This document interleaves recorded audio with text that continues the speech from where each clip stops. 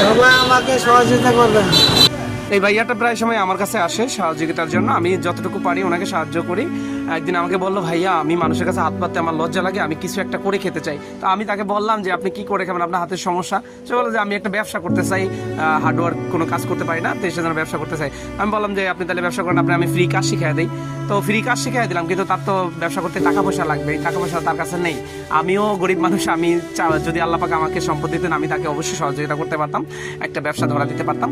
তো আমি সবাইকে রিকোয়েস্ট করবো, ভাইয়াটাকে যেখানে যে দেখবেন ওনাকে সহযোগিতা করুন। ভাই 10 টাকা 20 টাকা এরকম ব্যাপার না, সবাই একটু সহযোগিতা করলে হয়তো বা উনি একটা জিনিসপত্র কিনা স্কুল সামনে বিভিন্ন জায়গায় উনি এটা সেল করতে পারে, যেহেতু চোখের লজ্জাটা দেখাচ্ছে। তো আমাদের সমাজে কিন্তু অনেক মানুষ আছে এরকম, আমাদের সমাজে এমন হাজারো মানুষ আছে যারা অসুস্থতার কারণে কাজ করতে পারে না, অঙ্গহানির জন্য কাজ করতে পারে না। আমরা যদি ভালো করে দৃষ্টি দিই তাদের দিকে, আল্লাহ পাক আমাদের উসিলায় তাদেরকে একটু ডাল ভাত খাওয়ার সুযোগ করে দিবে। তো যেখানেই যাকে দেখবেন অসুস্থ, ভালো মানুষকে কখনোই দেওয়া উচিত না, যারা কাজ করে খেতে পারে তাদেরকে কখনোই দেওয়া উচিত না।